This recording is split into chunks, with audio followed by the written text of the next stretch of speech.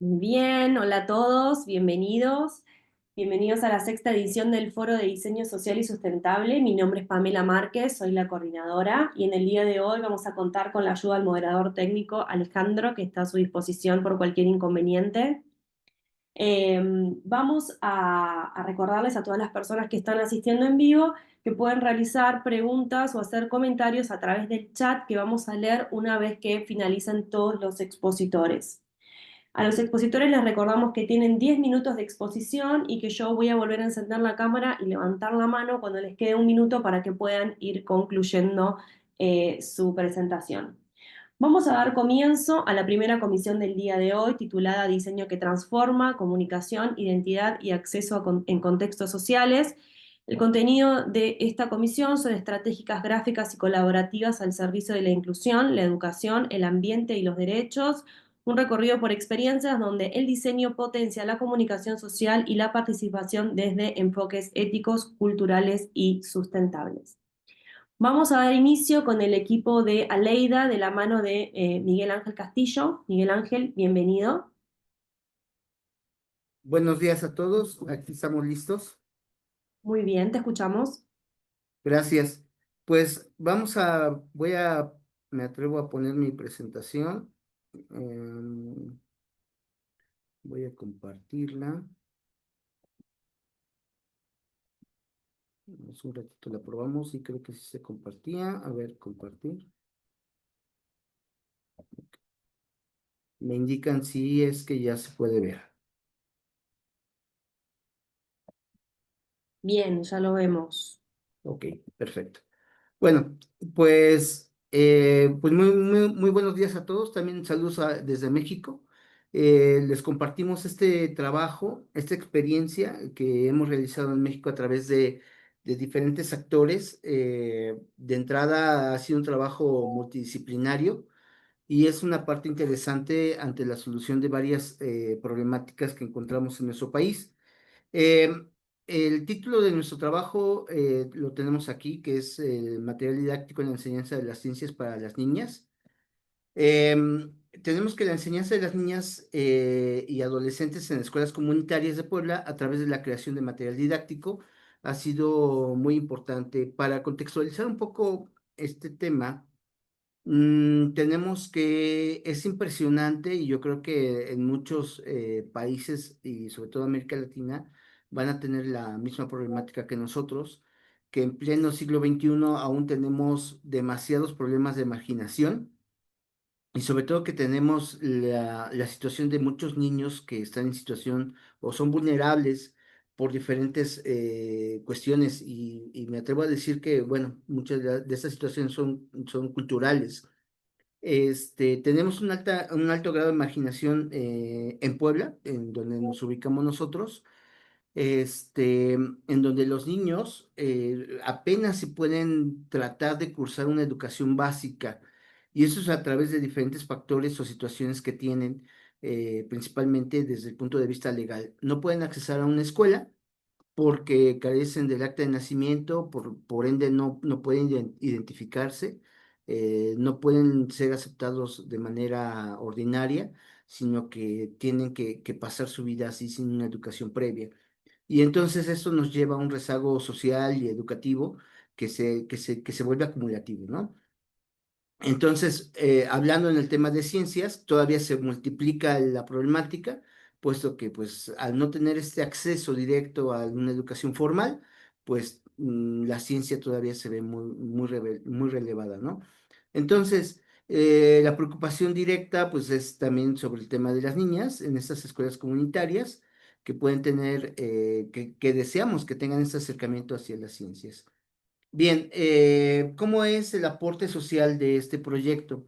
Las escuelas comunitarias son unas pequeñas organizaciones que se dan a partir de tratar de resolver estas necesidades y que de alguna manera no cuentan con ningún tipo de apoyo. O sea, son autogestivas, se vuelven de una manera improvisadas, los espacios son espacios prestados, de hecho se anda buscando constantemente que sean donados, pero pues se vuelven solamente espacios prestados. Aparte también, bueno, la infraestructura con la que se cuenta, a veces sí se puede tener dos cuartitos, tres cuartitos para poder establecer ahí un pizarrón, unas mesas y poder trabajar con los niños. Eh, Volvemos al mismo caso, no se vuelve una educación formal, sino que se vuelve un paliativo nada más con la intención de que los niños no se queden totalmente en blanco y que por lo menos tengan el interés y motivar a los papás también para que puedan buscar una solución a esta situación de que sus hijos puedan estudiar de manera formal.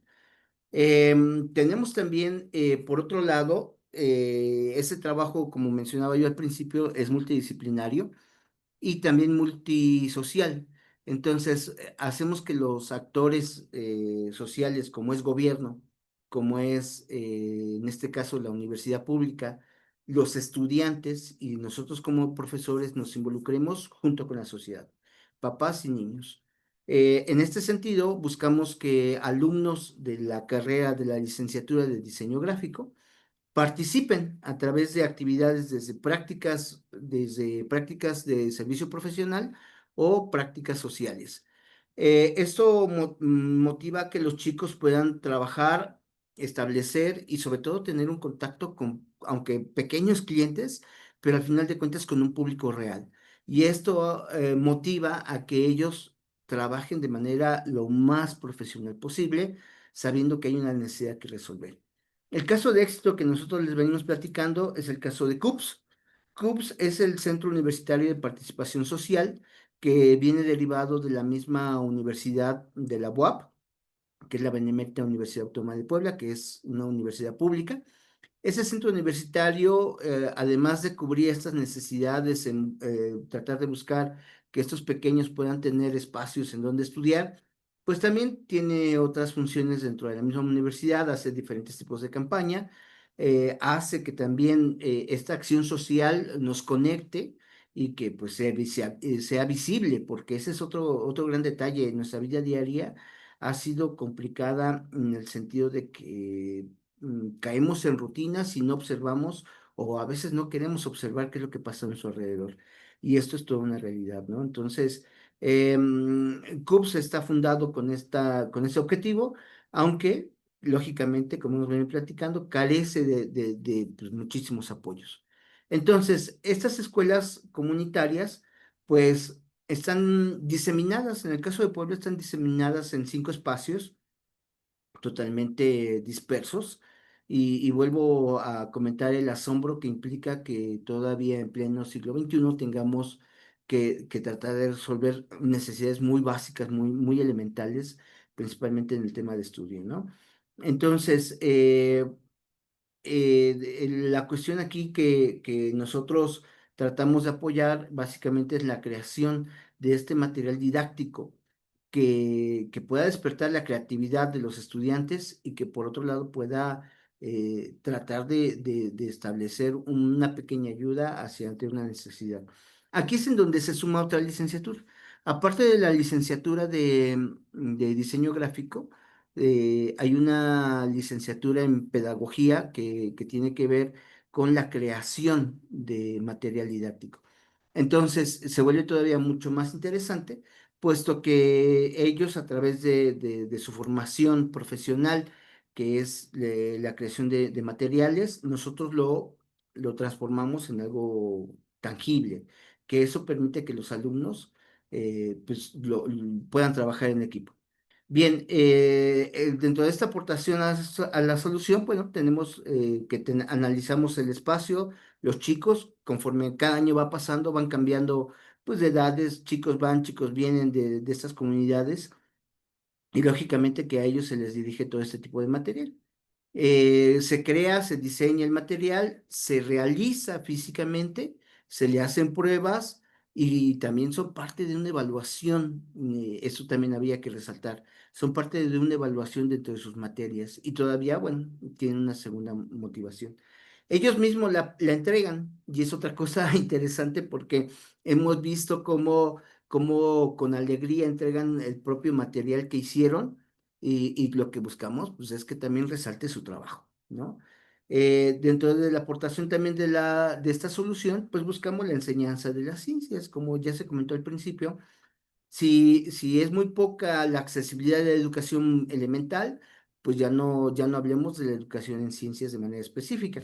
Por lo cual, en los últimos años que hemos trabajado, se ha especificado más o se ha orientado más hacia el trabajo hacia las ciencias, con la intención de que este material didáctico les sirva y trascienda en un momento dado.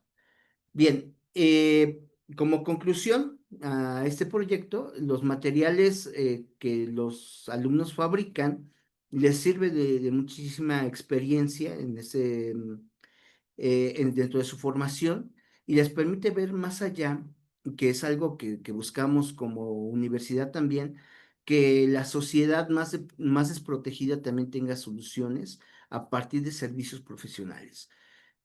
Yo soy de formación arquitecto y también estamos trabajando en otra parte del área de diseño, que es la vivienda autoconstruida. Y nosotros desarrollamos un concepto que se llama arquitectura por intuición.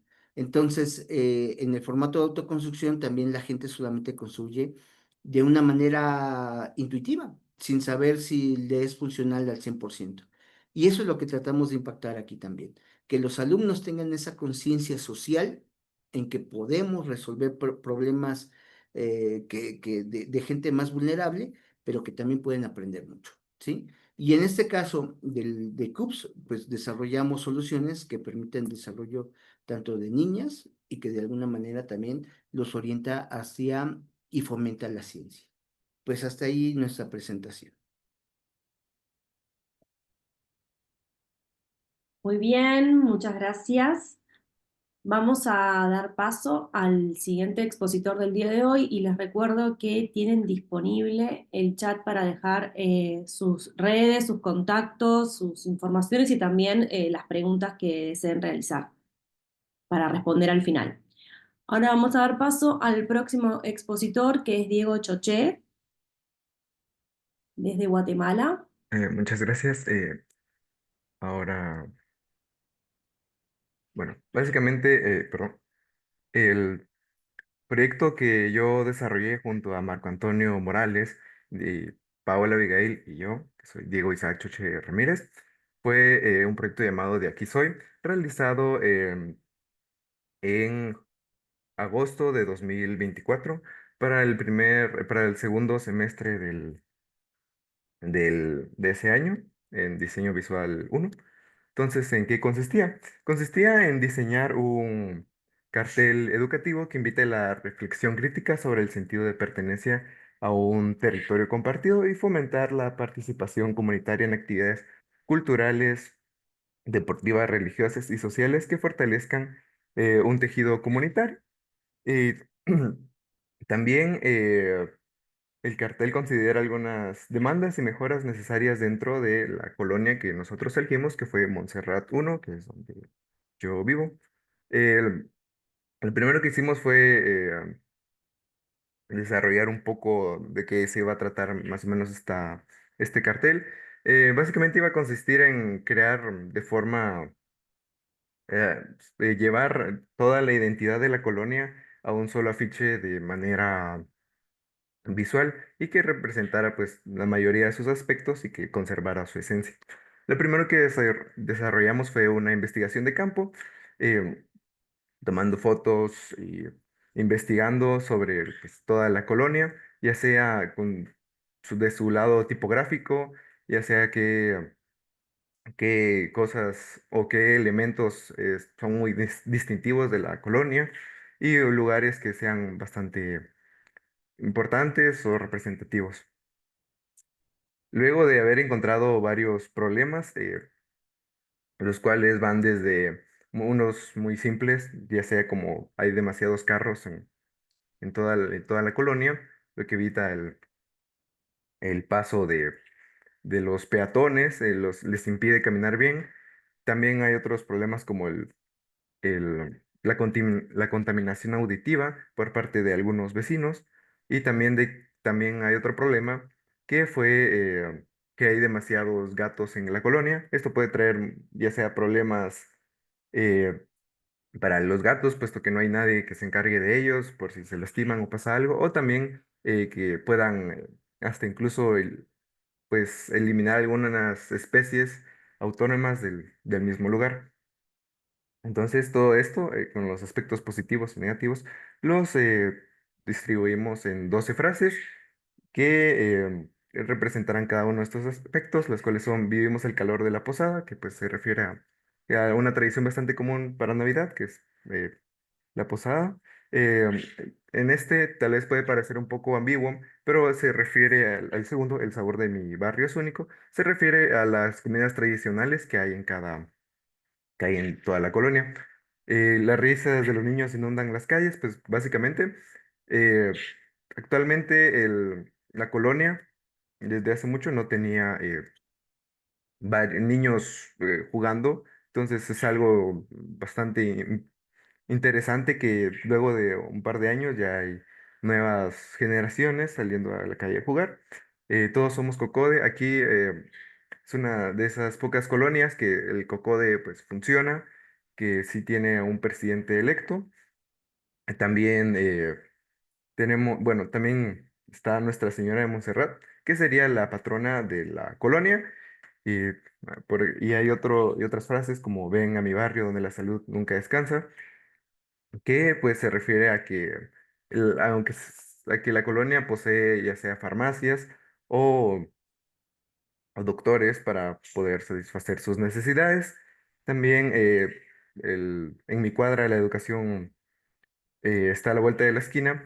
eh, pues básicamente se refiere a que dentro de la colonia hay dos colegios, bueno, hay una escuela y un colegio, y en una corta distancia están no hay mucha diferencia entre ellas dos, están muy cerca.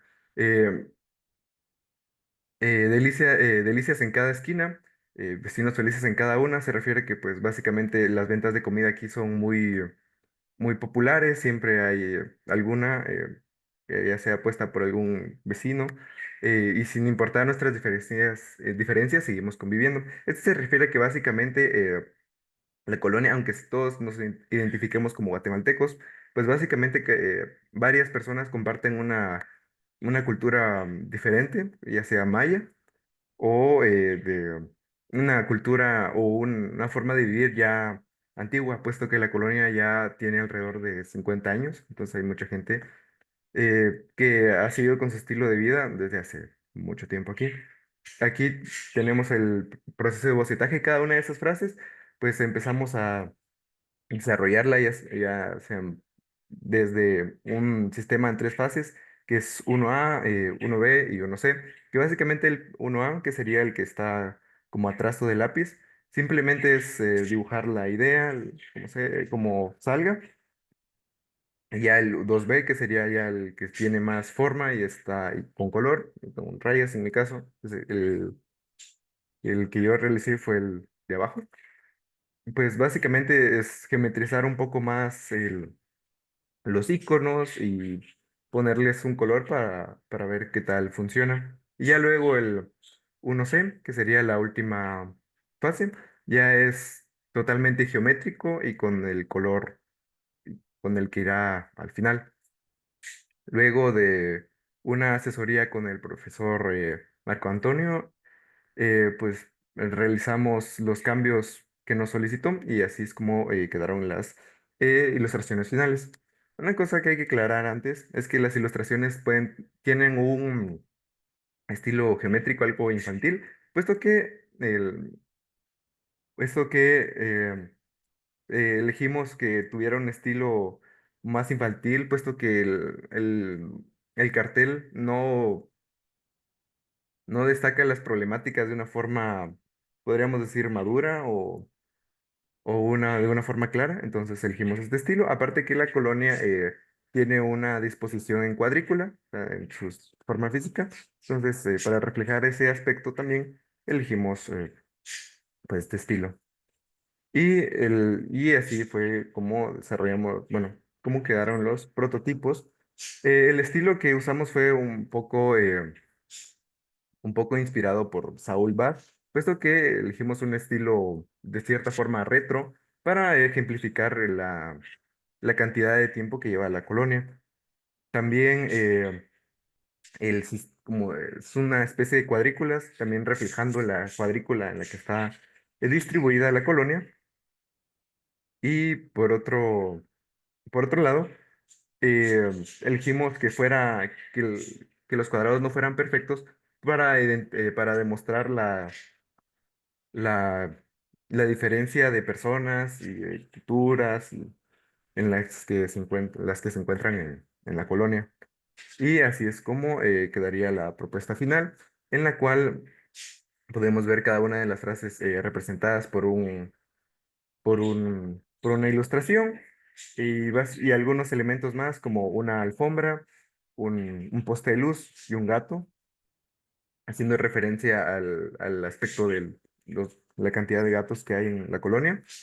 Y básicamente también otro aspecto a recalcar es que los colores también fueron elegidos para representar esa diversidad de personas y también puede sentirse hasta cierto punto todo recargado, puesto o muy junto a las cuadrículas, puesto que la colonia, aunque sea un espacio pequeño, posee, como ya dijimos antes, farmacias o panaderías, también una verdulería y varias tiendas que hacen que la colonia, aunque sea pequeña, se sienta grande. Y esto sería todo con respecto a a este proyecto. Ahora va este otro, que sería diseño de carteles para promover la clasificación de basura en Guatemala. Pues básicamente este consiste en desarrollar y diseñar carteles para promover la correcta clasificación de residuos en Guatemala, en cumplimiento con el Acuerdo Gubernativo 164-2021 que acabó de entrar en vigencia este año. Entonces, básicamente, para desarrollar la propuesta, primero tuvimos que realizar, primero tuve que realizar una una investigación, la cual me llevó a averiguar exactamente de forma algo rápida qué era este acuerdo gubernativo. Pues básicamente establece normas sanitarias y ambientales, reduce la contaminación y protege la salud mediante la clasificación de basura y su gestión. También un momento. También la clasificación de la basura se divide en tres, que sería orgánico, reciclable y no reciclable. Y pues básicamente se divide en tres colores, verde para orgánico, blanco para reciclable y negro para no reciclable. Y también se puede, como se ven en las imágenes, se puede pues identificar con un texto. Perdón, y tuvimos que realizar en la clase, tuvimos que realizar un, un estudio del grupo objetivo, al cual serían los estudiantes de diseño gráfico del primer semestre de 2025 que sería diseño visual 2. Eh, pues básicamente son consumidores de residuos, básicamente pueden pues básicamente clasificarlos de una forma hasta cierto punto adecuada, puesto que no poseen dentro del edificio los lugares adecuados para clasificar la basura. En su entorno está dentro del edificio T1 y T2 de la Facultad de Arquitectura y también están dentro de las plataformas en redes sociales. Em, pues básicamente el mensaje tiene que ser claro, aunque como el eje principal de esta clase fue las figuras retóricas, pues se empleó una que estuviera de acuerdo al grupo objetivo. Y este fue el proceso de bocetaje. Realicé tres propuestas con dos variantes. Luego seleccioné esta, puesto que quedaba bastante bien con el grupo objetivo, el cual eran diseñadores gráficos que entienden que entienden sobre Photoshop más más en ese semestre que el programa esencial de ese semestre fue Photoshop, así que lo tenían bastante fresco esta referencia. Luego Lo trabajé en un estilo intentando recrear como más digital, con un granulado y un desenfoque en el fondo, también unas letras que pues, remitieran como si fuera una pantalla, pues tienen cierta iluminación. Y básicamente la figura retórica hace, pues, esta hace referencia a las capas en Photoshop, que serían como clasificar la basura en tres capas. Y básicamente este proyecto fue parte de una exposición más grande. Y eso sería todo. Gracias. Gracias por su atención. Muy bien, Diego, muchas gracias por participar. Siempre Guatemala está muy presente, gracias a ustedes en el foro, así que les agradecemos mucho por estar un año más. Y bueno, vamos a continuar ahora con la siguiente expositora, que es Sofía Terrell, que está en el grupo de Jorge Morales. Bienvenida, Sofía. Hola, voy a compartir pantalla ahora. Muy bien, ¿Se ve? todavía no, yo te aviso. No se está compartiendo, Sofía. ¿No? Ya, voy a intentar de nuevo.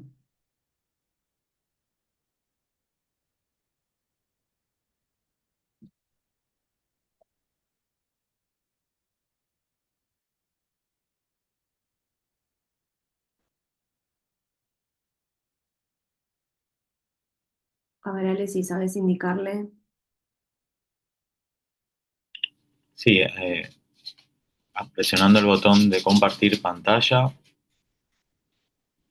que se encuentra en el zócalo. Ahí está. Muy bien. Ya. Hola, me llamo Sofía Terrell. Les voy a compartir un poco sobre unas investigaciones realizadas en el marco del taller de proyecto de título de la Escuela de Diseño de la Universidad Diego Portales en Chile. Bueno, Mixto es un dispositivo participativo para visualizar la transculturalidad juvenil en contextos urbanos. Dentro del marco teórico se estudiaron tres temas que tienen que ver con la transculturalidad, la identidad urbana y el diseño participativo. Dentro de los hallazgos claves, uno de los principales hallazgos de esta investigación es que las identidades culturales eh, en las juventudes urbanas son móviles, no responden.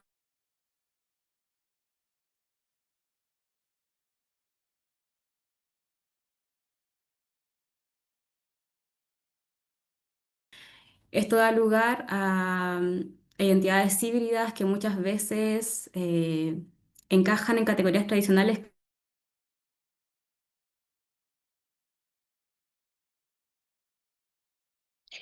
Sofía, estamos teniendo problemas de conexión. No sé si vos nos escuchás. em, ¿Se me escucha? Ahora sí. A ver. ¿Se me escucha ahora? Sí se escucha. Ya. Bueno, a partir de esto también aparece una distancia importante entre la experiencia vivida y los lenguajes de representación.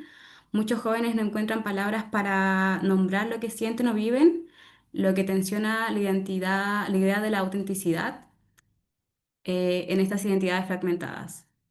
Esta ausencia de lenguajes simbólicos produce silencios y en algunos casos una forma de autoinvisibilización. Por otro lado, también se ve la ciudad se vuelve un espacio clave, un punto de encuentro donde se cruzan referentes globales, locales y biográficos.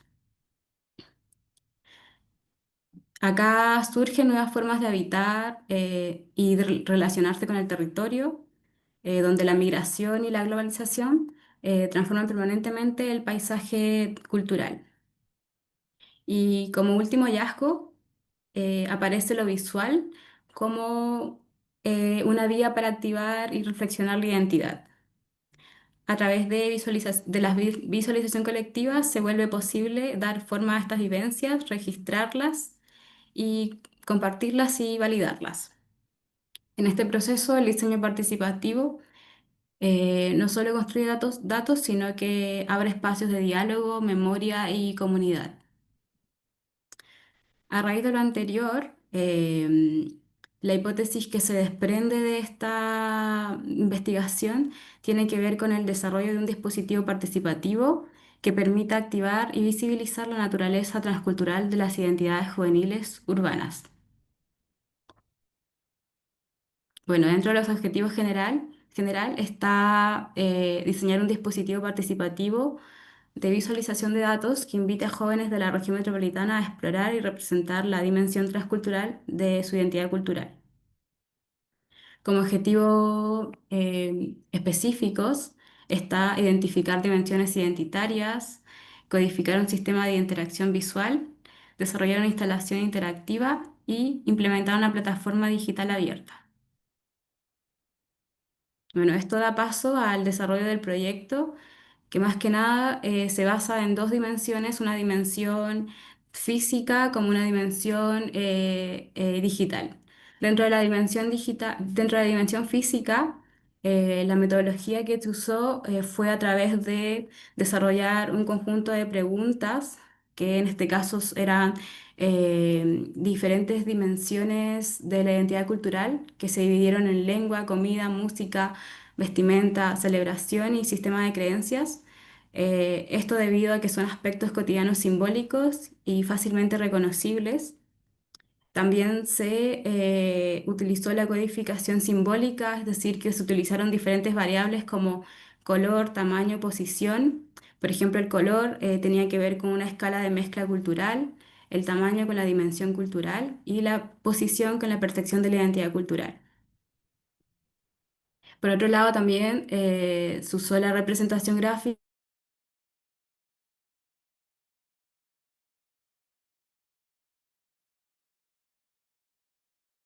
Sofía, perdimos el audio a nuevamente. través de un círculo concéntrico es, de cada dimensión. Y Si puede retomar también las últimas palabras que se cortó, hubo un microcorte de audio. acá, representación gráfica. Sí, Sí, sí. Ya. Y dentro de la representación gráfica tiene que ver más que nada con la creación de una forma para identificar una composición que tiene que ver con representar las múltiples capas de la identidad cultural. En este caso se trabajó con un círculo concéntrico que visualiza los cruces y niveles de mezcla cultural de cada persona. Y también hay una parte donde se puede evidenciar una composición más colectiva, donde la idea es que estas composiciones individuales se encuentren y se puedan identificar patrones, tensiones y puntos identitarios. Bueno, también en torno al color hay una lectura visual que tiene que ver con las tonalidades frías, por ejemplo representan menor mezcla cultural y las tonalidades cálidas representan mayor mezcla cultural.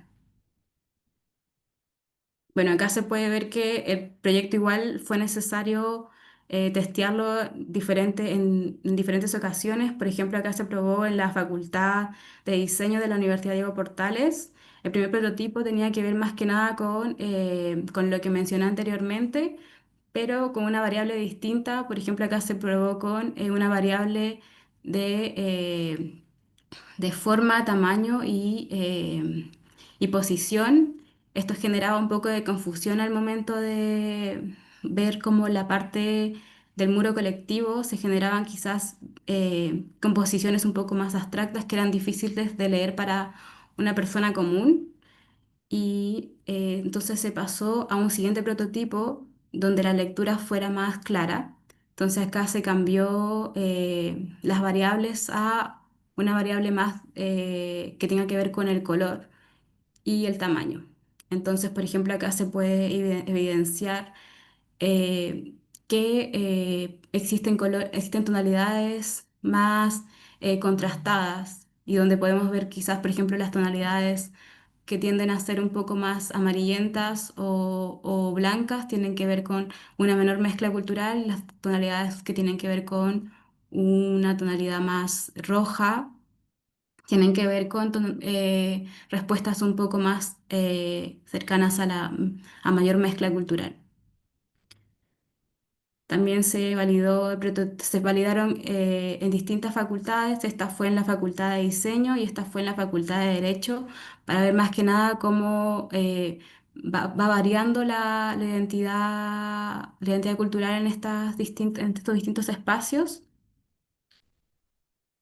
Y acá se puede ver un registro de lo que fue la instalación y de las personas que pudieron participar. Bueno, para la creación de la estructura, como de la parte más formal del proyecto, se pensaron en tres módulos. Aquí estamos hablando de la dimensión física más que nada, que tiene que ver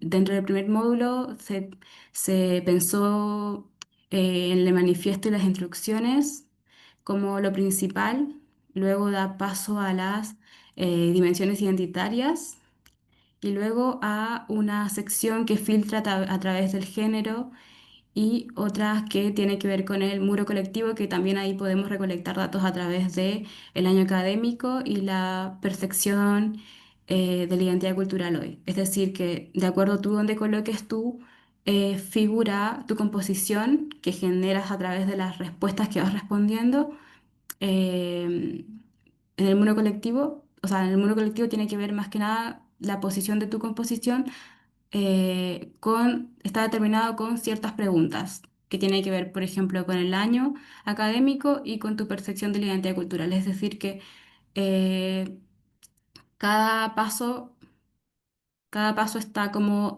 tiene una secuencia dentro de la instalación física. Bueno, ahora pasamos como a la sección de la visualización por parte de la página web, que tiene más que nada el objetivo de ser un espacio que recopila y analiza los datos desde una manera más colectiva. Por ejemplo, acá tiene que ver, bueno, aquí les voy a mostrar un poco como la interfaz, el inicio, tiene que ver con mostrar mixtos, ver resultados. Acá se puede ver un poco del proyecto, el manifiesto. También tiene una parte sobre archivo visual que tiene que ver con filtrar las distintas instancias de activaciones que se han realizado. Em, y la parte más importante que es la de resultados, que más que nada muestra cómo, por ejemplo, acá muestra cómo es la composición general de toda la Universidad Diego Portales, en este caso porque fueron las dos instancias que se evaluaron. Entonces, acá se puede filtrar por año académico, por género, dimensión identitaria, nivel de mezcla cultural y estado identitario. Por ejemplo, acá se puede ver cómo va cambiando la tonalidad. Si cambiamos, por ejemplo, a la facultad de diseño, hay ciertos cambios. Aquí si filtramos, por ejemplo, por el año académico de la Universidad Diego Portales, de diseño, también va modificándose y también hay otra parte de recursos que está abierto más que nada para consulta, descarga y uso público. La idea de la página web es que funcione como un espacio de recopilación y también de uso público donde los datos sean devueltos a a la comunidad. Bueno, y para finalizar, les dejo esta cita que tiene que ver con una cita de Georgina Lupi, que habla sobre el trabajar con datos implica diseñar maneras de transformar lo abstracto e incontable en algo que se puede ver, sentir y reconectar a nuestras vidas y comportamientos. Muchas gracias. Muchas gracias, Sofía, por tu presentación el día de hoy. Muy interesante el trabajo. Los invito a todos los expositores que después dejen algún Instagram, web o lo que tengan de redes de contacto para que las personas que están ahora conectadas o los otros expositores, si quieren saber un poquito más, puedan estar conectados luego. Bueno, vamos a dar paso a la siguiente expositora del día de hoy, que es María Victoria Elizalde. Bienvenida, María Victoria está desde Argentina. Hola, buenos días para todos. Bueno, yo hice una pequeña presentación y voy a contarles un poco también todo lo que vengo haciendo desde hace unos años, eh, para que lo tengo acá y lo voy a compartir.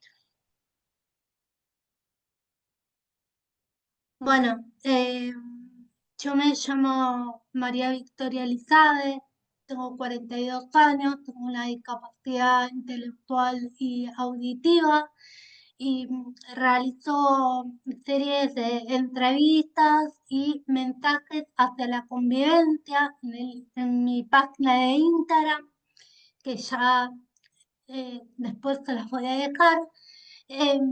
Y busco generar empatía hacia el concepto de una inclusión y una convivencia y promoviendo la independencia personal de las personas con discapacidad.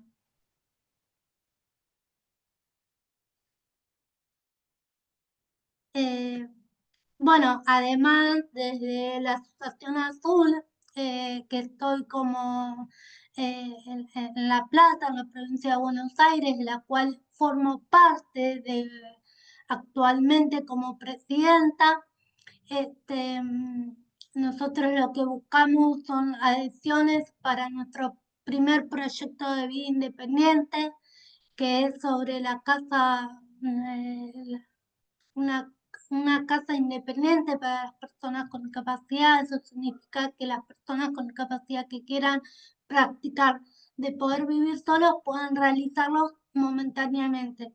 Y nuestro objetivo hoy como asociación es poder poner nuestro primer centro de vida independiente acá en La Plata y, que cumple una función promedial para la autonomía y que tiene una diferencia que es muy diferente al acompañante terapéutico, ¿no? El asistente personal. Cuando hablamos de acompañante terapéutico, estamos hablando de una figura médica, digamos, rehabilitadora, y cuando hablamos de asistente personal, la figura de asistente personal es una persona que te acompaña en las cosas que uno solo no puede realizar, ¿no es cierto? Si una persona con capacidad quiere independizarse y vivir solo, por ejemplo, para eso está el asistente personal. Nosotros como asociación también hace un par de años que dictamos cursos de asistencia personal, pero bueno, actualmente en este momento tuvimos que dejar de dar cursos de asistencia personal porque en este momento las obras sociales, en este caso IOMA, no nos cubre la figura de asistencia personal. Entonces, bueno, como no podemos no, como que no podemos seguir dando cursos si no nos avala la figura de asistencia personal. Entonces hoy en día, hace 6 años que estamos esperando que salga un proyecto de ley de asistencia personal, para que, bueno, porque es fundamental esta figura, ¿no es cierto?, para nosotros. Actualmente yo tengo amigos que necesitan un asistente personal sí o sí. En mi caso yo no lo necesito por ahora, porque en las pocas cosas que necesito ayuda tengo a mi familia. Pero bueno, yo además hace 9 años que me independicé y vivo sola, ¿no es cierto? Entonces, bueno, eso implica un montón de cosas, ¿no? Em, y, y bueno, después, además, bueno, también eh, formo parte a veces de la conducción como columnista en la producción de notas de inclusión de docentes inclusivos en red, de MIC inclusivos, del programa de MIC inclusivos que se conduce en la radio Conciencia Torneo, que lo dan todos los miércoles de 19 a 20 y se repiten los sábados de 14 a 15. Ahí tienen la página Conciencia Torneo, www. Y esto lo que nos impidió fue que, bueno, en realidad desde el año pasado que venimos haciendo entrevistas con otra amiga y otros chicos más, Roche Orellano, que hacemos entrevistas a diferentes personas y después empezamos a hacer, al principio hacíamos columnas, yo hacía columnas sobre discapacidad y Rochi hacía columnas sobre turismo. Entonces, bueno, después más adelante empezamos a hacer entrevistas y hoy en día estamos haciendo con otras 2 personas más que se sumaron en el programa de Mi Inclusivos. Hacemos todo lo que tenga relacionado con la actualidad en la discapacidad, ¿no es cierto? Entonces, bueno, estamos con eso también. Y, y bueno, ahí les comparto algunas pequeñas reflexiones y algunas pequeñas cosas que yo subo en mi página de Instagram para que puedan ver un poquito de lo que yo vengo haciendo.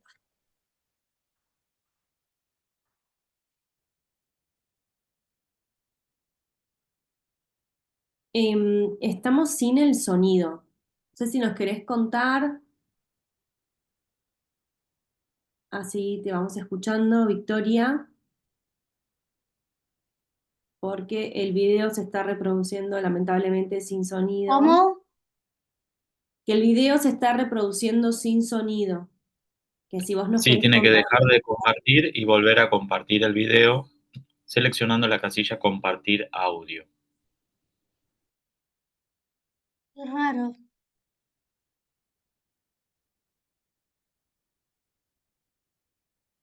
Yo sí lo escucho. Ahora, Pero vos lo vas a escuchar, pero como no está en compartir audio, las personas que lo vemos no escuchamos. Pero bueno, vos nos podés contar arriba del video, así podemos tener una idea de qué se ¿cómo? trata. Que nosotros no escuchamos el audio del video. Qué raro. Claro, debe seleccionar compartir audio, el casillero en el cuadro de diálogo cuando aprieta compartir pantalla.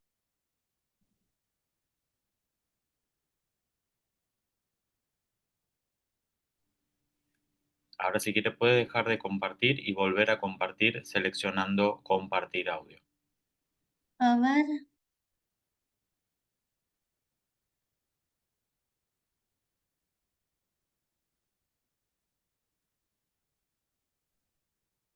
A ver.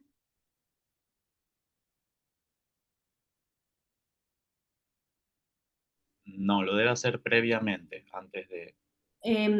Ahora me parece que no lo vamos a poder solucionar. ¿Vos querés contarnos de qué estás hablando en el video? Bueno, nosotros, yo lo que siempre subo es reflexiones sobre diferentes temáticas o reflexiones sobre frases motivadoras, ¿no es cierto? Yo hago series de vivos también.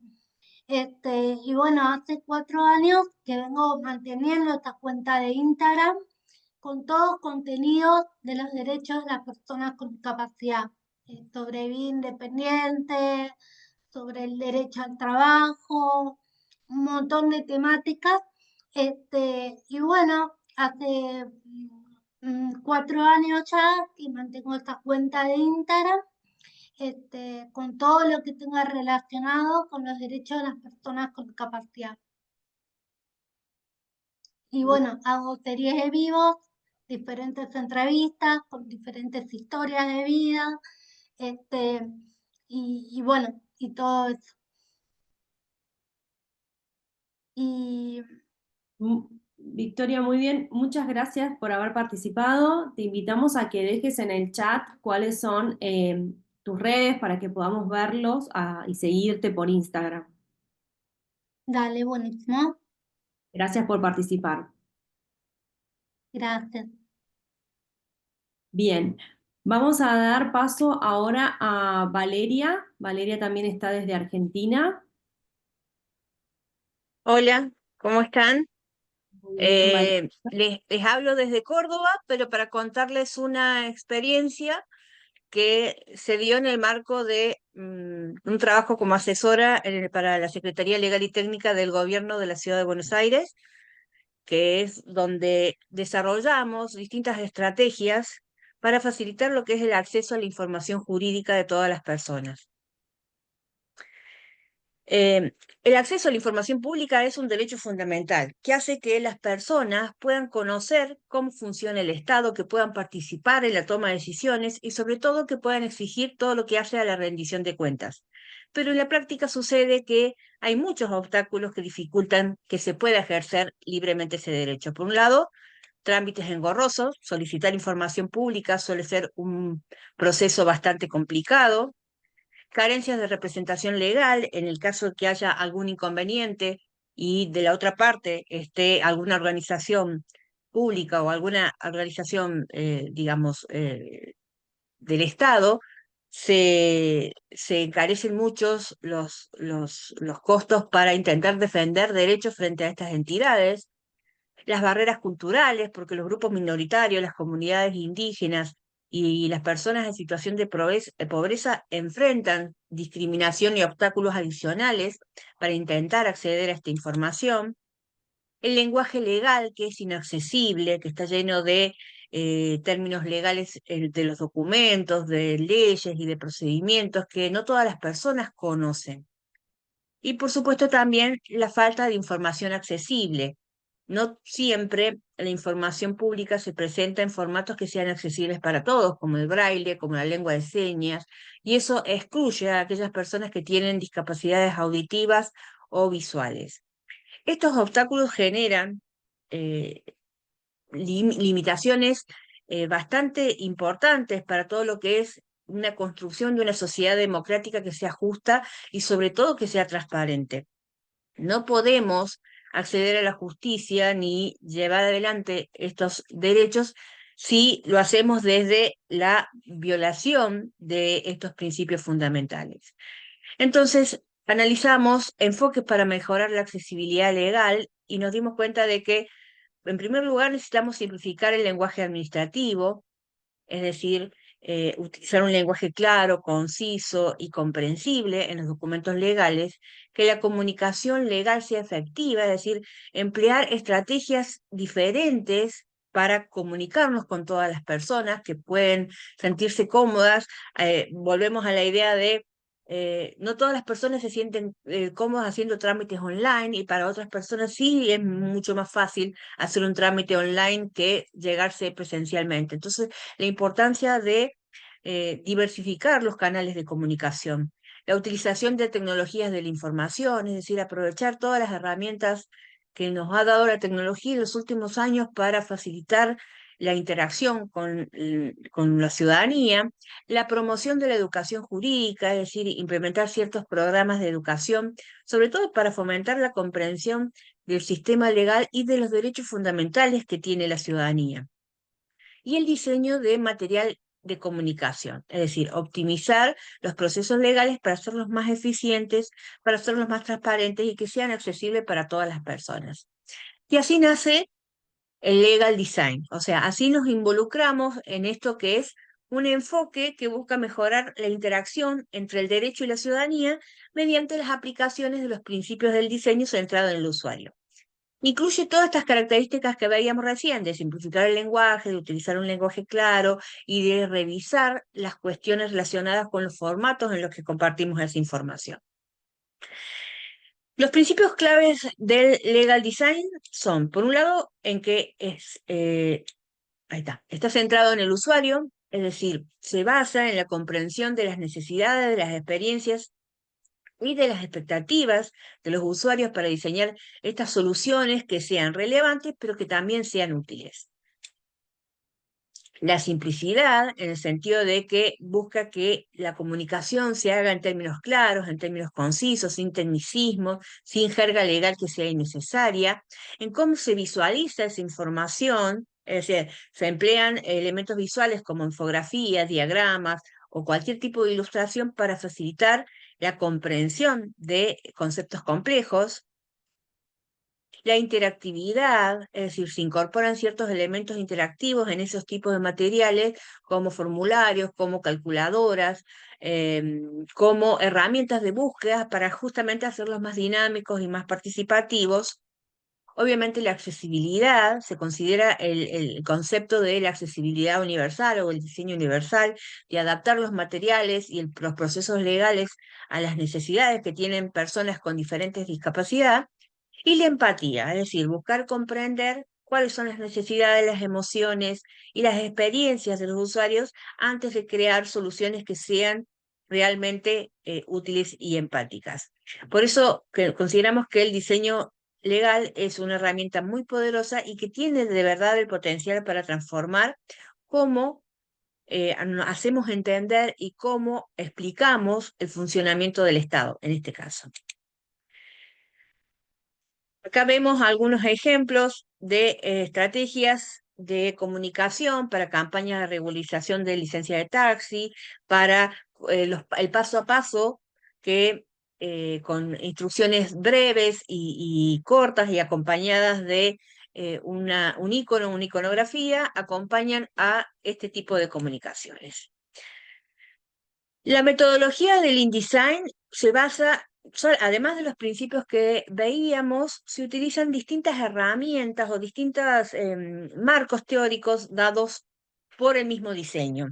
El design thinking, es decir, una metodología que está centrada justamente en las cosas, en preparar los materiales para el usuario, y otras tecnologías y otras estrategias que también se relacionan con la gamificación, con contar historias, con la forma de visualizar información importante relacionada con el derecho, es decir, lo que decíamos recién, las diagramas, las infografías y las ilustraciones.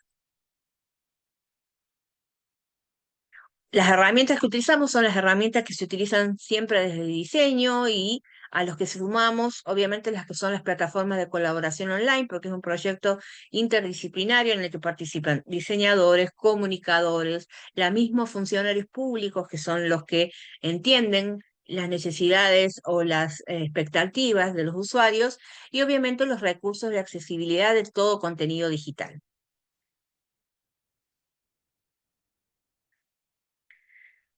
Así desarrollamos distintas herramientas o distintas aplicaciones, es decir, simplificamos documentos, prototipos de cédulas, prototipos de notificaciones, de edictos, de todo tipo de material, creamos infografías y diagramas de flujo para aquellas informaciones que eran complejas. Revisamos todos los formularios en línea para intentar de incorporarles esta mirada enfocada en la mejor comprensión de la información.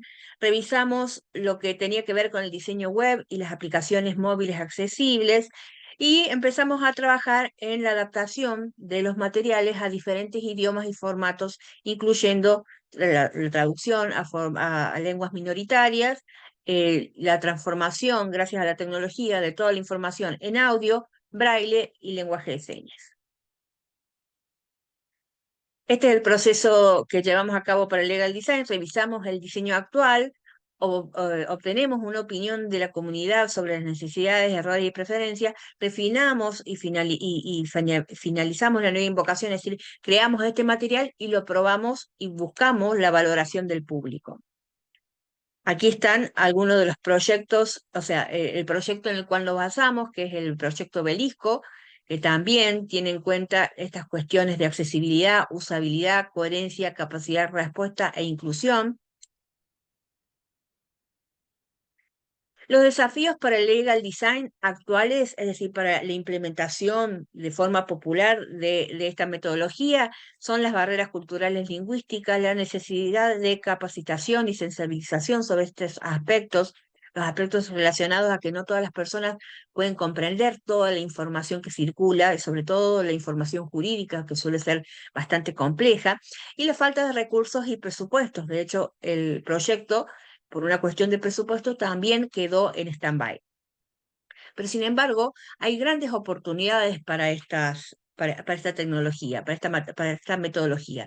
Por un lado, todas las ventajas que nos da la innovación y el desarrollo tecnológico, la promoción de la colaboración interdisciplinaria y que yo desde Córdoba pueda estar interactuando con gente de todo el país, de todo el mundo, justamente en proyectos en común, y el impacto social y el desarrollo sostenible, que es como el aspecto que buscamos cuidar y que toda institución pública y privada debería siempre velar. Y les dejo este mensaje final para que entendamos y para que reflexionemos sobre que el diseño para la accesibilidad no es una moda, sino que es una necesidad cada vez más importante en un mundo que es cada vez más diverso y que está cada vez más interconectado. Muchas gracias por el espacio. Gracias, Pamela, por la invitación. Valeria, muchísimas gracias por traernos este trabajo tan interesante al foro. Ustedes saben que estuvo también la semana presencial del Foro de Diseño Social y del Congreso. Ahí tuve la oportunidad de estar participando también.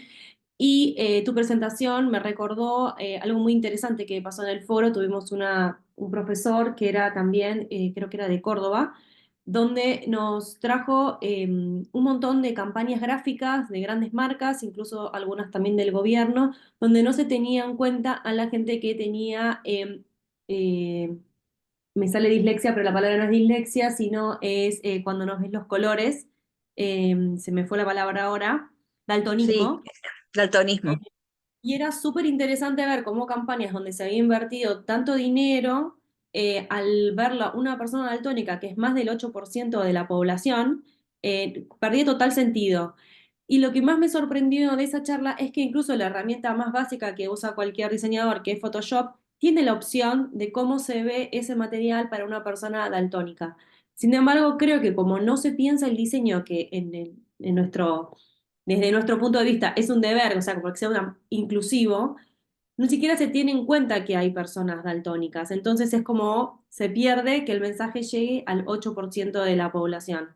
Así que me parece súper Fíjate, interesante. pensar toda esa información que se da en mapas, por ejemplo, mapas de la Argentina, diferenciando zonas por color, y que No esas tiene personas no ningún son sentido capaces para un de... daltónico. Exactamente. Y sin embargo, con algo tan sencillo como es incorporarle alguna textura a la información, mantener el color, incorporarle una textura, ya esa información es accesible para todas las personas. Es un borde, ni siquiera una Ujú. textura muy sofisticada. Era muy interesante ver las imágenes, cómo empezaban a cobrar sentido con cambios muy pequeños, pero bueno, hay que considerar a esa parte de la población y Por creo que supuesto. el rol del diseñador tiene que estar también el principal rol del diseñador es comunicar y tiene que conocer por lo menos las dificultades que tiene un porcentaje tan alto como es el 8% de la población mundial, ¿no? Son muchísimas personas. Así que bueno, muchísimas gracias por A habernos vos. hecho la presentación. Vamos a continuar de la mano de Victoria. Victoria también está Sí, desde Argentina, Victoria Cardenal. sí, ahí voy a compartir. Victoria, Ahí está. Lo ahí pongo en está. grande. Ahí está, muy bien. Bueno, bueno, gracias a todos por estar acá. Yo soy Victoria Cardenal Goitia, soy diseñadora gráfica de la Universidad de Buenos Aires y actualmente coordino el área de comunicación de la ONG Haciendo Camino. Hoy vamos a hablar del diseño social y traje algunos casos prácticos de campañas sociales de esta organización. Y como para empezar y darle un poco de contexto, eh, traje esta pregunta de qué entendemos por diseño social. En el libro de Retóricas del Diseño Social de María Ledesma y Mabel, ellas plantean en 4 términos diferentes, ¿no? El diseño social como vocación del diseño, como acción como desarrollo y puesto en la investigación, ¿no? Estos son como los 4 términos que ellas traen en este primer capítulo del libro. Entonces, para hablar ahora de los casos prácticos, les voy a contar un poco que Haciendo Camino es una organización que trabaja desde 2006, es decir, hace 19 años, en Santiago del Estero, en Chaco y en Salta, para romper el círculo de la pobreza y de la desnutrición infantil, ¿no? Tiene distintos programas que acompañan a familias en situación de vulnerabilidad con el objetivo de mejorar su calidad de vida. Y acá, específicamente, ¿no? En el área de comunicación, lo que hacemos es preguntarnos, y esto también un poco no hace falta que sea una ONG, pero siempre preguntarse qué comunicamos, cómo lo comunicamos, a quién se lo estoy comunicando, cuál es el objetivo de esta pieza, cómo lo voy a decir, cuál es mi tono de voz, ¿no? Nos hacemos todas esas preguntas y yo lo voy a llamar diseño social y volviendo como retomando esta primera placa, un poco con el objetivo de pensarlo como acción y como desarrollo. Porque si bien Haciendo Camino tiene un montón de piezas de comunicación con distintos objetivos de persuasión, informativas, de venta, piezas institucionales, sí, responden a distintos objetivos, pero todas están en favor de la acción por los desposeídos, como decía la primera placa, y en el desarrollo de mejorar la calidad de vida, ¿no? Y transformar realidades. Em, Acá traje 3 campañas que hicimos en distintos años, multicanales. En 2021 creamos esta campaña que tenía 3 mensajes, ¿no? Pero le decíamos que esta realidad no se viraliza. En el mundo del TikTok, del Instagram, de las redes sociales, de los videitos, pasaba que, bueno, nosotros tenemos esta problemática, trabajamos con familias en situación de vulnerabilidad, en parajes que viven en parajes aislados, y bueno, hay un montón de situaciones que suceden en nuestro país y que no las vemos, y que no se viralizan, y que no hay lugar en los medios. Entonces, con un mensaje muy simple, buscábamos una imagen de impacto, la frase, y esta era como la llamada a la acción que te pedía que te involucres. Después te llevaba a una landing que te daba más información y vos podías donar para la organización. Estas piezas fueron para lo que es publicidad digital en Google y en Meta y después redes sociales.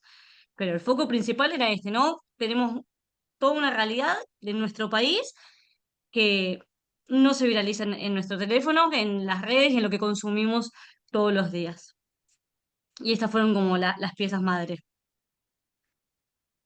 Otro ejemplo, en 2022, en el contexto del Mundial, también un poco para poder poner en conversación las temáticas y la problemática que trabaja Haciendo Camino, decíamos, bueno, este es el año del Mundial, solamente se habla de fútbol, pasaba eso, y de la mano de la agencia de publicidad Jean Jacket, creamos esta campaña que tenía un elemento físico, un elemento que logramos hacerlo real, una pelota cuadrada, y el mensaje era, bueno, pensándolo, ¿no? Eh, con una pelota cuadrada no puedes jugar al fútbol, porque no se puede, ¿no? Entonces, un chico que pasa hambre, que sufre desnutrición, no se desarrolla correctamente, no logra estudiar, no logra desenvolverse académicamente, no puede pensar. Entonces, cuando hay hambre hasta jugar es difícil, era como el eslogan. Esta campaña logramos hacerla la pelota de verdad con ayuda de un lugar de Córdoba y, y pudimos, bueno, llegar a los medios y a algunos famosos influencers con este mensaje de cuando hay hambre hasta jugar es difícil y, y poder ponernos en conversación con nuestra problemática y concientizar sobre esta problemática a través del fútbol. Y encima ganamos el mundial, así que tuvo como doble éxito la campaña. Y el año pasado sí, que estuvo la Copa América, bueno, con esta urgencia de Jean Jacket dijimos, bueno, como funcionó tan bien y tuvimos gran difusión en la conversación del fútbol, que si bien no es, el deporte no es una temática Haciendo Camino, pero sí nos permitió poder difundirlo a más personas y que más gente conozca el trabajo, creamos esta camiseta gigante. Con un mensaje más fácil todavía, porque uno siempre evalúa y analiza después de las campañas y quizá la pelota cuadrada era difícil de explicar o me era muy largo y muy extenso explicarlo, entonces pensamos en esta conversación del fútbol, bueno, algo más simple todavía y más llano. Vivimos en un país que tiene industrias, que tiene campos, que tiene terreno, que tiene maravillas naturales, que tiene paisajes. pero aún así, gran porcentaje de la población está por debajo del índice de pobreza, niños sufren desnutrición, nosotros trabajamos con esa temática, acompañamos a familias en situación de vulnerabilidad. Entonces, evidentemente, este país con tantos recursos, bueno, nos está quedando grande si aún así tenemos estas problemáticas. Entonces logramos hacer una camiseta gigante que a todo el mundo le quede grande, teníamos igual distintos talles y logramos llegar a influencers y medios y famosos que puedan esparcir y difundir la campaña. Esa fue como la campaña del año pasado. Y después, ya para no extenderme mucho, les traje algunas como recomendaciones y un poco conversar sobre el rol del diseñador. Porque el diseñador no, yo no consigo que sea solamente un operador de mouse, sino que también estamos atravesados por lo que pasa, por la coyuntura del país donde cada uno viva, por las situaciones que cada uno atraviesa. Entonces, no solo tendríamos que estar pendientes de la tipografía, de colores, de variables, de constantes, de grillas, sino también de de lo que nos pasa y de cómo decir lo que quiero decir, ¿no? De un poco más abarcativo la comunicación. Y, y además, como diseñador, no solo consumimos cosas de diseño, sino también tendríamos que estar consumiendo de otros tipos de temas, ¿no? Siempre que nos llega un cliente, aprendemos sobre el negocio de esa persona o lo que sea de servicio, tenemos que aprender. Entonces, no solo nos alimentamos de diseño, y acá les traje algunas cuestiones como de diseño social. Traje 3 libros, un podcast y una película, como variadito. Em, bueno, este es un libro, el libro de Design for the Real World de Víctor Papanek. Es un libro muy conocido que en todas las carreras de diseño, incluso seguro publicidad, lo comentan. A mí me parece muy interesante, pues es un libro de 1971 que al día de hoy sigue vigente. Tiene un enfoque un poco de diseño industrial, pero sirve para todas las disciplinas. Después, me gusta mucho el libro de Martín Caparrós, que es un ensayo. Martín Caparrós es un periodista que viajó por el mundo investigando sobre el hambre. Y es lo más interesante y lo más rico es que tenés un capítulo entero de la India, Bangladesh y después acá en Buenos Aires, ¿no? En las realidades que nosotros conocemos. Y tiene muchas estadísticas, muchos números, pero también muchas historias, que eso está muy interesante, escuchar las conversaciones y las entrevistas que le hace a las familias, a las mujeres y a todas las personas que lo va entrevistando. Después elegí el libro para compartirles y recomendarles, el libro de Mariana Pitaluga, porque seguro la conocen, ella también es docente de la Universidad de Palermo, compila eh, compila distintos textos de expertos que escriben sobre el rol del diseño. Después el podcast de Diseño y Diáspora de Mariana Salgado, lo traje porque es muy diverso. O sea, tiene capítulos, episodios de diseño gráfico industrial, de arquitectura, de proyectos, de innovación, de metodologías ágiles, de lo que quieras. Tiene más de 600 episodios, es muy, muy, muy interesante. Yo lo conocí en pandemia y a todo el mundo se lo recomiendo porque cuando entras a buscar tenés para lo que quieras. Y ella es muy original e interesante entrevistando. Y por último, sumé esta película que habla del activismo social en India y el protagonista hace todo un proyecto eh, en base a lo que es un tema tabú en India y en muchos otros países que tiene que ver con la menstruación y la situación de las mujeres en ese periodo del mes. Y acá también quería sumar el término de emprendimiento social o empresa social, como para sumar algo más, em, que después todo el mundo lo puede investigar, pero que también es interesante, ¿no? La figura de la empresa tal como la conocemos, pero respondiendo problemáticas medioambientales, sociales y demás. Em, bien, después, bueno, no sé si hay preguntas, comentarios, lo pueden dejar en el chat, me pueden escribir, podemos seguirlo ahí por el chat, no hay problema, no quería extenderme en los minutos. Agradecerles a todos, estos son mis datos, está mi mail, mi LinkedIn, que es Victoria Cardenal, me pueden escribir ahí, lo que sea, quedo ahí a su disposición. Gracias. Gracias Victoria por traernos las recomendaciones. Yo llegué a hacer captura de pantalla, pero bueno, si alguien no llegó, después podemos compartir las presentaciones. Si alguien las necesita, puede escribirnos. Y vamos a dar paso al siguiente expositor, pero antes quería decir que, bueno, que si podías dejar tu Instagram o tu mail en el chat, es más fácil de poder copiarlo. Así que, bueno, muchísimas gracias por haber participado. Vamos a continuar con Ximena, que también está desde Argentina. Hola, hola a todos. ¿Se escucha bien? Mira, si se escucha bárbaro. Bueno, perfecto. Paso a compartir.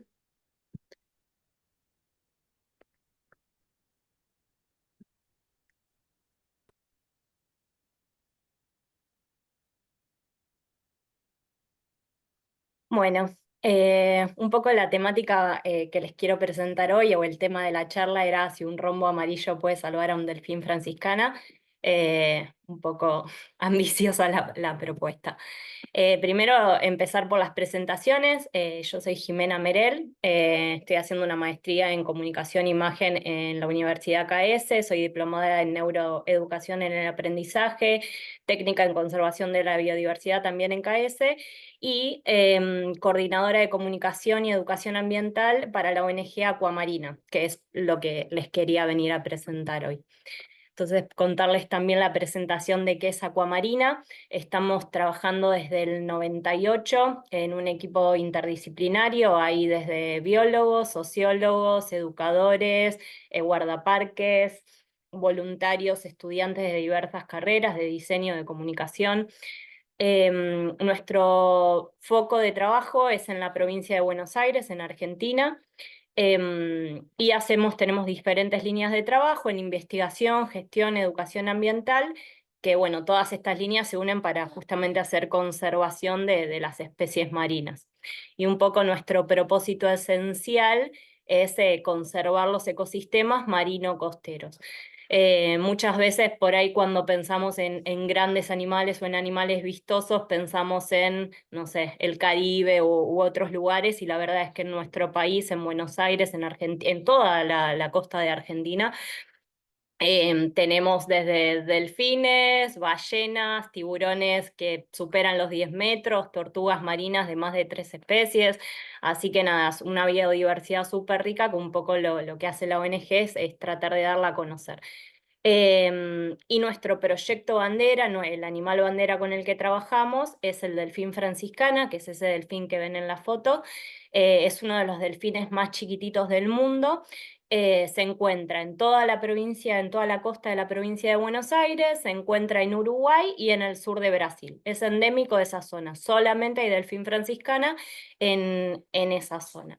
Y ahí un poco es donde entra este rombo amarillo que comentaba al principio. Lo que generamos es esta ilustración donde dice un poco protejamos al delfín franciscana para incentivar esta causa, y nos empezó a pasar un poco que al ser una ilustración tan fuerte, tanto teniendo el color amarillo y ser una señal como de atención o de advertencia, ese rombo empezó a competir o a jugar más que nuestro propio logo. O sea, la gente nos reconoce, si vos le preguntás a alguien cuál es el logo de Aquamarina, te va a decir el rombo amarillo y no te va a decir nuestro logo.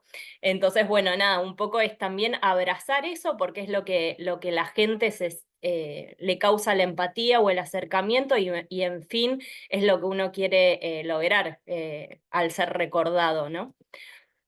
Bueno, entonces los problemas que afectan en realidad no solo al delfín franciscana, sino a todas las especies de animales marinas o terrestres hoy que comparten estos problemas son el calentamiento global, la contaminación, los plásticos de un solo uso en general y los microplásticos, y el desconocimiento. Particularmente el delfín franciscana tiene un problema principal, que es lo que está haciendo que se encuentre amenazado, y es que queda atrapado en las redes de pesca de los pescadores artesanales. En la provincia de Buenos Aires se usa mucho la pesca artesanal, que el pescador va, deja la red en el mar y vuelve al día siguiente a levantar la red y el pescado. En eso, por algún motivo, el delfín no se da cuenta que hay una red y queda atrapado. Y los delfines son mamíferos, respiran aire igual que nosotros, entonces tiene que salir a respirar. Y al quedar agarrado en la red y no poder salir a respirar, se muere ahogado, digamos. El cálculo es que aproximadamente 1000 de estos delfines muere al año en estas redes en la provincia de Buenos Aires. Entonces lo que hacemos es trabajar en conjunto con los pescadores artesanales y les damos estos dispositivos que son unas alarmas acústicas que emiten un sonido a 70 kHz que solamente lo escucha el delfín franciscana, o sea, no afecta a la pesca, no atrae a otro animal. Y los pescadores los ponen en las redes para que cuando viene el delfín escuche un ruido, se advierta y se va para otro lado. Y la verdad es que tiene una efectividad de arriba del 90%. Acá, a ver si escuchan el video. El delfín franciscana es un habitante típico del mar argentino. Podemos encontrarlo a lo largo de las costas de la provincia de Buenos Aires y de Río Negro. Es considerado uno de los delfines más pequeños y amenazados del mundo, principalmente debido a su captura accidental en redes de pesca artesanal. Junto a los pescadores artesanales, estamos implementando unas alarmas acústicas que alertan a los delfines sobre la presencia de una red de pesca, reduciendo así su captura accidental y ayudando a su conservación. Protejamos juntos a nuestro delfín franciscano.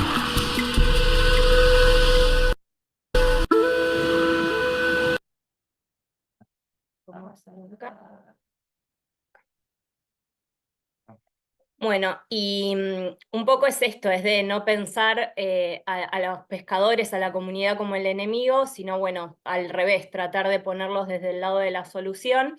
Entonces lo que hacemos es, una vez que se les da estas alarmas, se diferencia a los pescadores que ayudan con el proyecto con cartelería, también incorporando este rombo amarillo, y ellos lo ponen en los puestos de pesca. Entonces se diferencian y es como algo que también que a ellos les da valor y significancia de ser parte de la solución.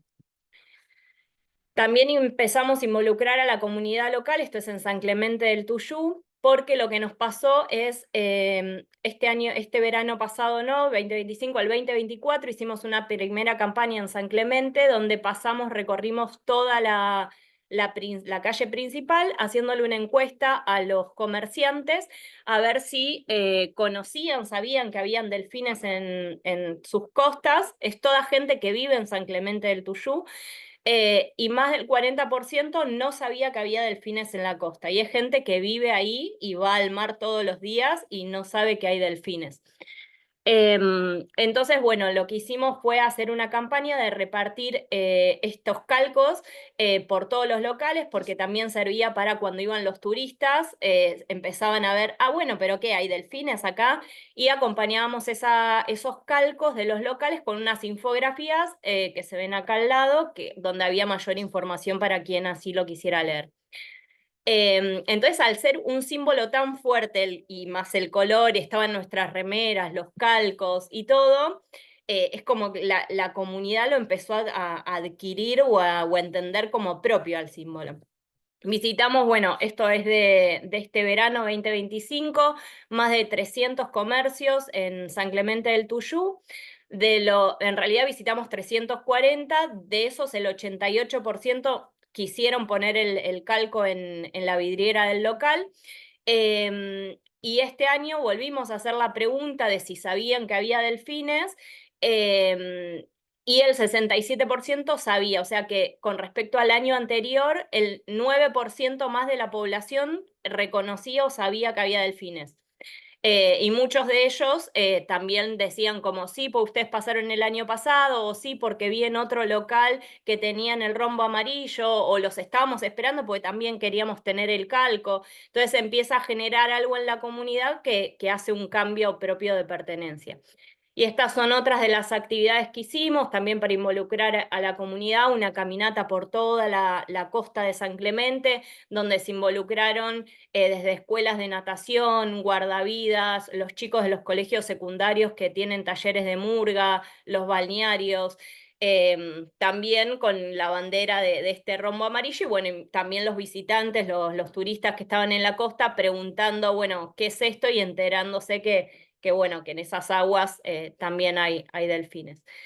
La importancia de la educación ambiental para trabajar un poco la empatía, por esto creo otra de las compañeras, de los colegas acá también hablaba de esto, de la importancia de la empatía, y es eso, es conocer, o sea, para ponerse en el lugar del otro lo tenés que entender, tenés que saber cuáles son las necesidades del otro. Entonces, bueno, este es el logo real de la organización de Aquamarina, que obviamente sigue acompañándonos, pero la verdad es que cuando, no sé, estamos haciendo educación ambiental en un lugar y dicen, ah, ustedes son los chicos del rombo amarillo, o sea, se tomó muy el rombo amarillo como propio en la comunidad, y la verdad es que es algo que destacamos porque es algo que a la gente se le queda grabada y es un poco lo que buscábamos, ¿no? Acá les comparto también si quieren escanear para seguirnos en Instagram, y también tenemos un grupo abierto de WhatsApp donde también hay gente súper diversa donde se arman debates de distintos temas, distintos animales, problemáticas y demás. Así que eso. Igual ahora en el chat pongo el link para quienes quieran. Muy bien, Jimena, muchísimas gracias. La verdad que es un proyecto hermosísimo. Gracias por compartirlo. Tenemos un expositor más que se llama Pablo, pero que aún no está conectado. Vamos a ver si llega a conectarse.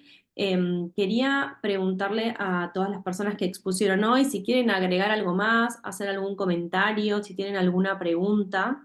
Este sería el momento de hacerlo.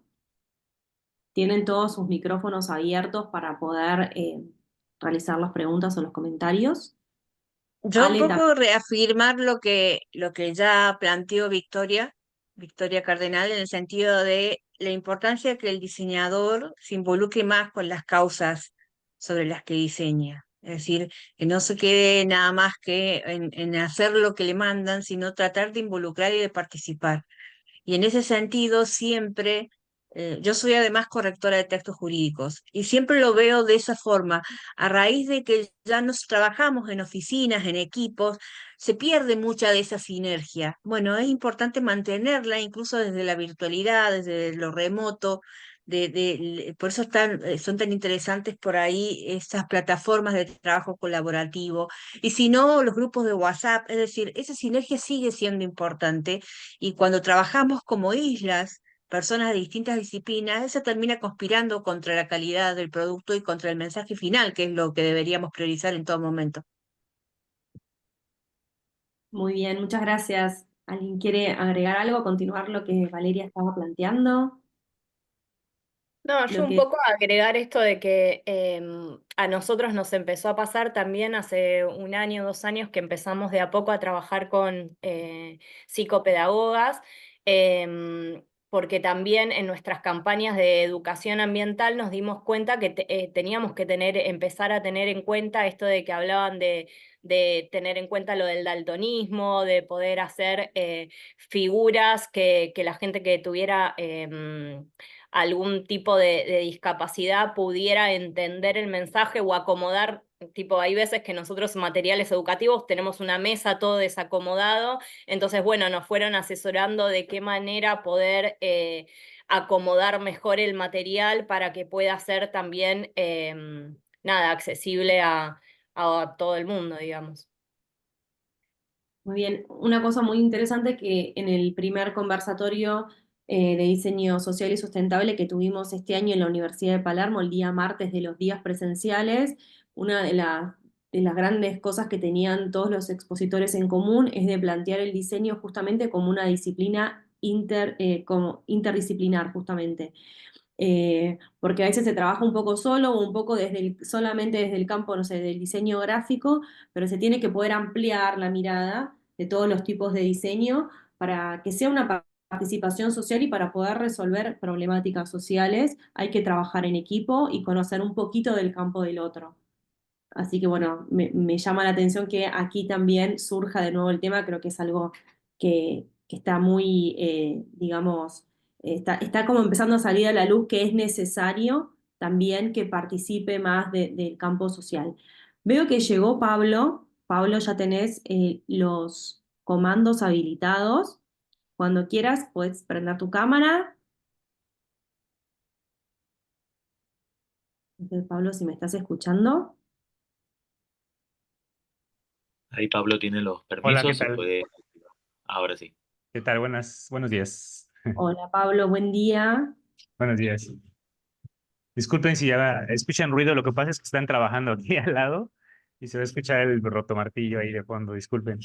Bien, no hay problema, Pablo.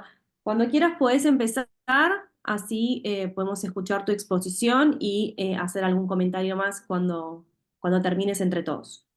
Ok, bueno, pues yo el proyecto con el que quise participar en este evento fue con un cuento infantil que yo escribí, que yo ilustré, que se llama Atención, Tesoro Escondido. Entonces el cuento, digamos que el tema principal es la higiene digital. Entonces nos narra la historia de Eunice y Tonatiuh, quienes juntos se embarcan en una búsqueda por la atención que perdió Tonatiuh. O sea, Eunice es la mamá de Tonatiuh. Entonces en algún momento Eunice ve que su hijo queda un poquito alienado porque pues todos sus compañeros tienen celular y él no, y decide comprarle uno, pero pues viene con todas las problemáticas que sabemos que pasan cuando un niño o una niña entra en contacto con un celular sin ningún tipo de límite. Entonces, digamos que ese es el tema, la historia, ¿no? A través de esta búsqueda, de la aventura compartida de Eunice y Tonatiuh, el lector o la lectora va descubriendo que la atención es un proceso muy importante, que tiene una función vital en nuestro desarrollo de nuestras actividades cotidianas y que, pues, como es algo que no podemos ver y no podemos tocar, pues no nos damos cuenta que de repente la podemos perder, ¿no? O sea, no nos damos cuenta cuando de repente, pues ya se nos fue enfrente de una pantalla. Entonces, la idea de este cuento es concientizar a las infancias de que existe la atención y que, pues, es importante cuidarla, mucho más ahorita que tenemos los celulares a la mano. También del cuento, en la parte al final, porque este proyecto lo revisé lo trabajé en colaboración con 3 psicólogas. O sea, yo escribí el cuento y se los entregué a ellas para que pues me hicieran observaciones y comentarios. Entonces, en algún momento me señalaron que la historia estaba muy interesante, explicaba qué es la importancia de la atención, pero no estaba dando bueno, ¿y qué vamos a hacer al respecto, no? Entonces, a partir de esta observación que me hizo una de las psicólogas, yo desarrollé el manual de la atención que viene dentro del mismo cuento. Entonces, el manual de la atención ya tiene información más técnica, de carácter más como de divulgación científica, que trata de que el objetivo es que quienes lo lean entiendan qué es nuestra atención, o sea, cómo funciona, ¿sí? De qué formas las perdemos cuando las podemos perder mientras estamos utilizando dispositivos con acceso a Internet y redes sociales, cómo funcionan los algoritmos, o sea, por qué es que los algoritmos atrapan nuestra atención, y qué son las cookies, ¿sí? Qué es una base de datos. Después viene los efectos que tiene ya muy, muy claros, muy señalados que presentan las infancias que utilizan, bueno, los niños y niñas que utilizan los celulares, como por ejemplo, este pensamiento fragmentado, ¿no? O sea, no son capaces de llevar una serie de ideas coherentes, les empiezan a tener problemas resolutivos, o sea, problemas cotidianos relativamente complejos o no, pero les empieza a costar trabajo resolver problemas, pérdida de memoria, estrés, etcétera, ¿no? O sea, todos los efectos dañinos que la ciencia ya determinó que generan en una persona que utiliza mucho su celular con acceso a redes sociales. Y al final vienen técnicas de higiene digital, ¿sí? O sea, de qué formas de qué actividades o qué estrategias ya puntuales se pueden seguir para que niños y niñas puedan utilizar los celulares sin que les afecte, ¿no? Porque el objetivo del cuento no es satanizar los celulares y las redes sociales, sino más bien concientizar del efecto que tienen en nuestra mente y cómo podemos aprender a convivir con ellas de una forma de una forma sana. Y pues básicamente ese es mi proyecto, ¿no? Muy bien, Pablo, muchas gracias. Si hay algún material, algún lugar donde se pueda descargar o comprar y querés compartirlo en el chat, te invitamos a que nos dejes la información. Ok. Bueno, en la comisión del día de hoy hicimos un recorrido por diferentes experiencias donde el diseño potencia la comunicación y creo que la palabra clave, por lo menos la que yo me noto acá, es que es muy importante, ¿no? Para poder comunicar cualquier cosa, primero conocer. Creo que fue la palabra que estuvo dando vueltas, conocer las problemáticas, las dificultades de las otras personas que están ahí del otro lado. Bueno, quiero saber si alguien quiere agregar o decir algo más. Tienen todos sus micrófonos abiertos.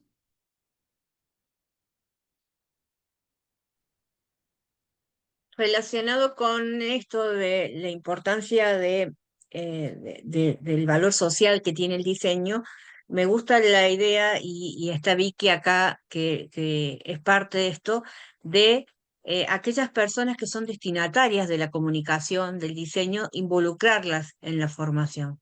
A veces desde el mismo diseño social se piensa, bueno, voy a crear esto para que sea accesible, y no se valida con las personas que son sus destinatarios. Eso también es muy importante, validarlos y hacerlos participar de la misma creación. Y volviendo a algo que se habló poco, pero porque está bastante instalado ya entre lo que es, entre el mundo de los diseñadores, la idea del diseño universal. No diseñar para personas con discapacidad, sino diseñar para todos, y que ese diseño incluya a las personas con discapacidad. Me parece que es el mensaje más importante que tiene cualquier uso social que se haga del diseño y de cualquier otra disciplina. Diseñar para todos, y que en ese todos estén incluidas las personas que tienen alguna discapacidad. Muy bien, me gusta mucho lo que decís y me recuerda también a lo que vivimos en el foro de diseño presencial, porque hubo un trabajo muy interesante de una docente de indumentaria que era de Colombia, donde había mucha gente que por causa de la guerra estaban amputadas, tenían diferentes complicaciones, y en el trabajo que ella presentó justamente mostraba los resultados de haber trabajado involucrando al destinatario de esa indumentaria, ¿no? Donde esa persona decía qué era lo que necesitaba, de qué manera le era más cómodo vestirse y cómo esa prenda que hicieron los estudiantes de ella terminó dándole mayor calidad de vida, mayor dignidad a la persona al momento de usarla. Y era muy interesante porque cómo se iban involucrando, ¿no? Al conocer a la persona y ver cuál era su necesidad, cómo los alumnos pudieron buscar soluciones que no eran lo que ellos creían que podía ser mejor, sino lo que realmente le aportaba valor a la persona. Así que bueno, fue una experiencia muy linda y creo mucho en lo que planteaste, Valeria. Bueno, los invito a todos, a los que puedan también el próximo año participar de las comisiones presenciales. Esta es una muy buena instancia que podemos estar todos reunidos desde muchos lugares del mundo, diría. Así que bueno, los invito a que también sigan en contacto entre ustedes, a que puedan participar de sus LinkedIn, sus redes sociales, para estar también conociendo el trabajo de los compañeros que presentaron hoy. No sé si hay alguien más que quiera agregar algo. Muy bien. Por mi parte, quiero agradecerles a todos por su tiempo, por haber estado en esta primera comisión, en el nombre de la Universidad de Palermo y del equipo del Foro de Diseño Social y Sustentables, agradecerles mucho por haber participado. Si quieren profundizar o conocer más sobre algún proyecto, pueden verlo en la agenda. Algunos proyectos tienen su PDF donde pueden ver un poquito más, no también tienen todos los contactos que se compartieron en el chat. Les invito a que los copien porque cuando salen después se borra del chat. Bueno, si quieren rever esta ponencia o alguna de las que vamos a tener a lo largo de esta semana, a partir del día 16 de septiembre van a encontrarlos subidos en nuestro canal de YouTube. Y a partir del 1 de agosto, todas las personas que participaron van a poder tener acceso a sus certificados. Ahora, dentro de aproximadamente una hora, vamos a comenzar con una nueva comisión que va a tratarse sobre innovación en materiales y sistemas para hábitats sostenibles, así que los invitamos a todos a participar. Muchas gracias por haber estado ahí. Hasta luego. Gracias. Gracias. Chao, chao. Hasta luego, gracias. Gracias a todos.